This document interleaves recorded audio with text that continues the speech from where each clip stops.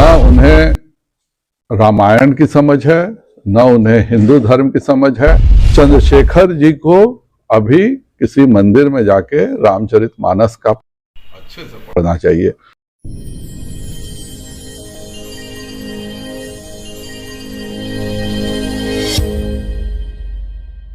चंद्रशेखर जी जिस तरह का बयान रामचरितमानस के लिए दे रहे हैं, उससे ज्यादा शर्मनाक किसी पढ़े लिखे व्यक्ति के द्वारा कोई बात हो ही नहीं सकती है। न उन्हें रामायण की समझ है, न उन्हें हिंदू धर्म की समझ है, और जो पंक्ति वो पढ़ रहे हैं उसके भी अर्थ की उनको समझ नहीं है। एक तो उनको इतना भी दिमाग नहीं है कि रामायण के रचयिता महर्षि वाल्मीकि थे, और महर्षि वाल्मीकि किस समाज के थे मुझे बताने की आवश्यकता नहीं है। और जब सीता माँ को वनवास हुआ तो वो महर्षि वाल्मीकि के ही आश्रम में रहीं, और लव कुश के गुरु महर्षि वाल्मीकि थे, और रामायण के महाभारत के रचयिता महर्षि व्यास थे। वह भी किस जाति के थे मुझे कहना अभी उचित नहीं समझता हूँ, क्योंकि महर्षियों की कोई जाति नहीं होती है।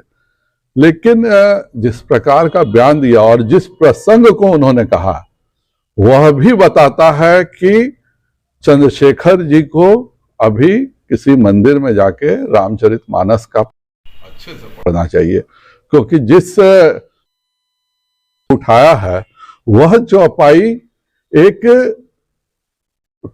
कौवा गरुड़ को बता रहा है, और वह जो चौपाई उन्होंने कहा है वह है कि हरि कहूं हरि सेवक गुरु कहूं, सुन खगनाथ हृदय मम देहु, अधम जाति में विद्या पाए, भवों यथा अहि दूध पियाएं।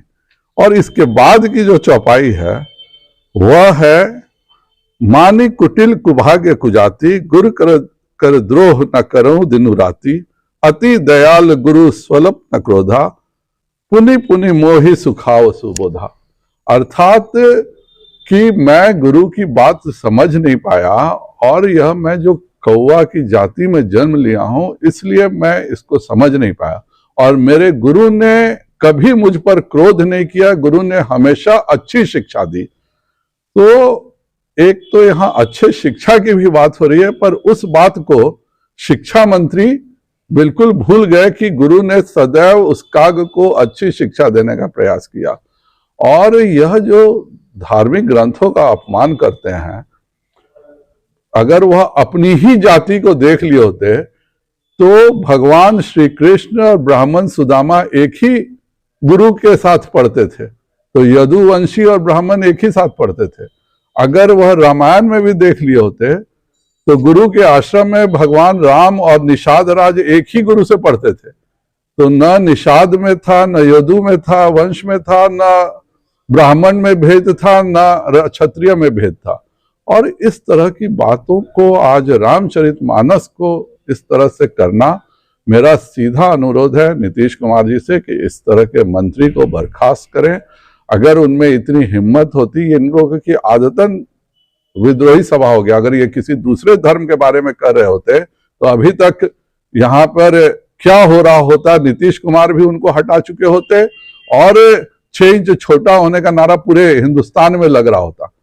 लेकिन हिंदुओं की धार्मिक जो सहनशीलता है उसको चंद्रशेखर जी कमजोरी नहीं समझें।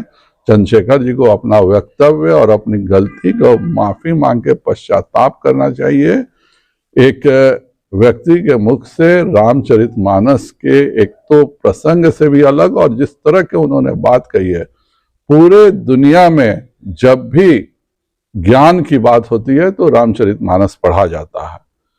और अगर वह भगवान कृष्ण का ही जीवन पढ़ लिए होते तो खुद भगवान कृष्ण ने भागवत गीता में कहा है 18वें अध्याय में कि मैंने कर्म के हिसाब से वर्ण बनाए हैं, और कर्म और बुद्धि के हिसाब से वर्ण बनाए हैं। तो भगवत गीता के ऊपर दुनिया का कोई ग्रंथ हिंदू समाज में नहीं रखता है।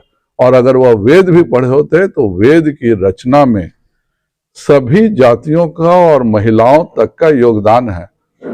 चंद्रशेखर